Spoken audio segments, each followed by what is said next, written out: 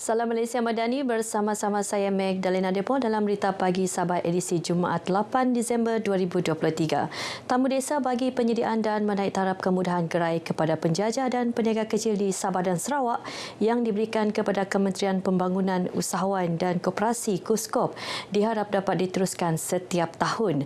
Menterinya Dato' Iwan Benedict berkata projek itu dapat membantu melengkapkan harapan komuniti penjajah dan peniaga kecil yang bukan sahaja memerlukan pinjaman modal kredit tetapi juga kemudahan gerai daripada KUSKOP.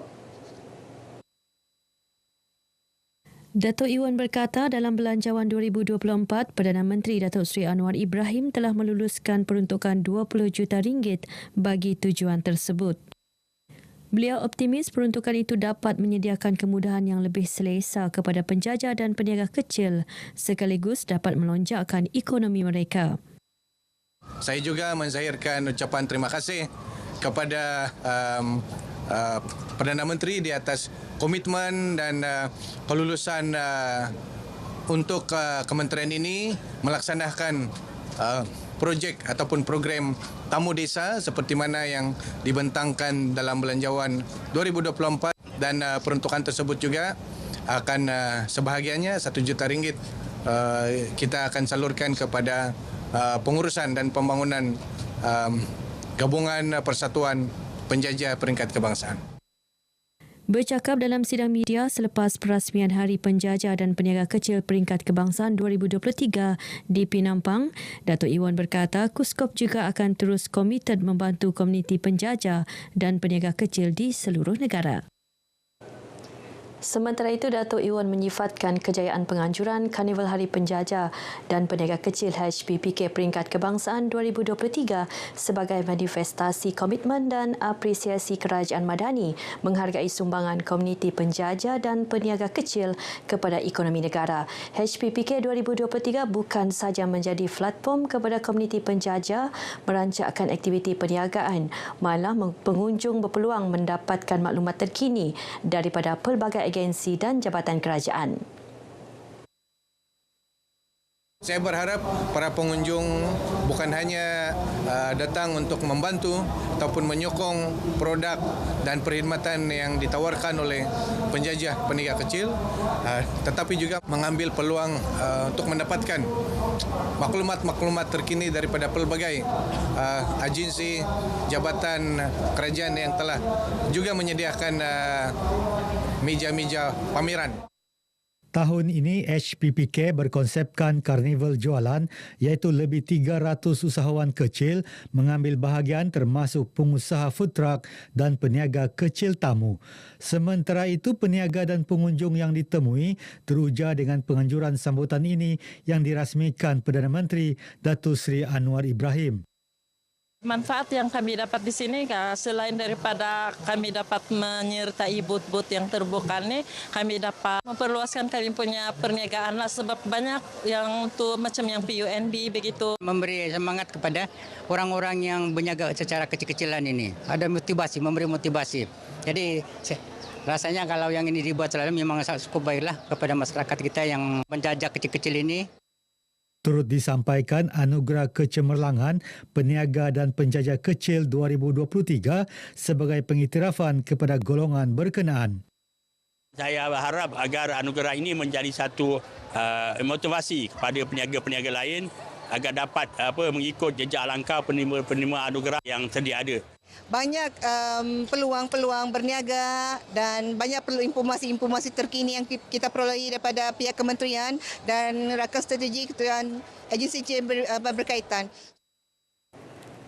Dua keluarga mangsa kebakaran rumah Urin Andugut dari Kampung Melapoi dan Suku Gimbaan dari Kampung Malilita di daerah Nabawan masing-masing menerima bantuan RM50,000 daripada Perdana Menteri Datuk Seri Anwar Ibrahim. Sumbangan disampaikan oleh Setiausaha Politik Kanan Pejabat Perdana Menteri Datuk Seri Samsul Iskandar Muhammad Akin sempena program Outreach Pagu Guyuan kali ke-16 peringkat pedalaman Sabah di Keningau. Sumbangan berkenaan bagi membantu kedua-dua keluarga membina rumah kediaman baharu. Perdana Menteri telah pun menyerahkan bantuan sebanyak RM50,000 kepada satu keluarga, jadi jumlahnya 100,000 untuk kedua-dua keluarga ini memulakan untuk membina semula rumah mereka yang hangus terbakar dalam musibah yang lalu. Saya bagi pihak keluarga kami yang ditimpa musibah pada 10 hari bulan 11 bulan yang lalu, mengucapkan ribuan terima kasih kepada Datuk Seri Anwar Ibrahim yang Perdana Menteri Malaysia yang telah prihatin membantu kami menangani masalah keluarga kami yang telah ditimpa musibah. Saya mewakili keluarga menerima bantuan pembakaran rumah kami daripada PM, dan saya bersyukur menerima bantuan ini untuk meringankan bebanan untuk membina rumah kami satu keluarga. Dalam kejadian kebakaran itu, rumah kedua-dua keluarga ini hangus dijilat api. Kini mereka tinggal menumpang sementara di rumah saudara mara terdekat. Daerah Kiulu berpotensi dijadikan sebagai pusat sehenti bagi mengumpulkan hasil produk dan buah-buahan tempatan kerana daerah tersebut mempunyai kawasan pertanian yang luas dan pelbagai. Pembantu Menteri Pelancongan Kebudayaan dan Alam Sekitar, Datuk Johnston Bangkoi berkata, dengan adanya pusat sehenti itu, pengunjung dalam dan luar negeri yang berkunjung ke daerah itu boleh mendapatkan hasil pertanian segar dari ladang. Datuk Johnston mencadangkan pewujudan pusat sehenti itu selepas merasmikan penutupan Pesta Nanas dan buah-buahan tempatan di Pekan Nabalu. Mungkin kita ikhtiarkan satu one stop di mana pelancong semua kita kumpul hasil-hasil buatan tempatan di Kiulu di satu tempat saja. Kan jadi boleh bantu ambil dan senang pelancong untuk datang membeli daripada mungkin kalau datang ke kampung sini lepas tu kampung ini lagi kampung so ada payah sedikit. Jadi mungkin kita akan memikirkan ke arah itu jugalah. Mengenai pesta buah-buahan ini, Datuk Johnston berkata, ia bukan sahaja membantu meningkatkan ekonomi masyarakat setempat, malah mempromosi Kiulu sebagai destinasi agro-pelancongan. Sementara itu, Pengerusi Penganjur Aliami Sami berharap pesta ini dapat diteruskan pada masa akan datang. Mudah-mudahan anjuran tahun depan, jika pihak-pihak agensi kerajaan negeri berkolaborasi dengan Koperasi Kiulu Bersatu Berhad dan juga ADUN, Pusat Hikmat ADUN ini 15 Kiulu, mungkin kita akan mengadakan di kawasan yang lebih luas. Contohnya macam di Pakan Kiulu. Saya rasa teruja. Saya rasa happy sangat sebab saya first time datang ke Kudansa. Saya sempat makan itu buah durian Sabah. Sedap. Saya makan buah manggis, langsat, sedap. Pesta 2 hari ini disertai 60 pemain industri kecil dan sederhana. Sebuah lagi pusat rekod baharu Arkib Negeri Sabah dibuka di daerah Sandakan. Timbalan Bendahari Negeri Awang Herman Awang Tahir berkata, pusat arkib baharu itu akan memberi kemudahan kepada pelbagai agensi kerajaan negeri memproses penyimpanan fail dan sebagai pusat rujukan. Awang Herman menyatakan demikian kepada media selepas merasmikan pusat rekod baharu ini.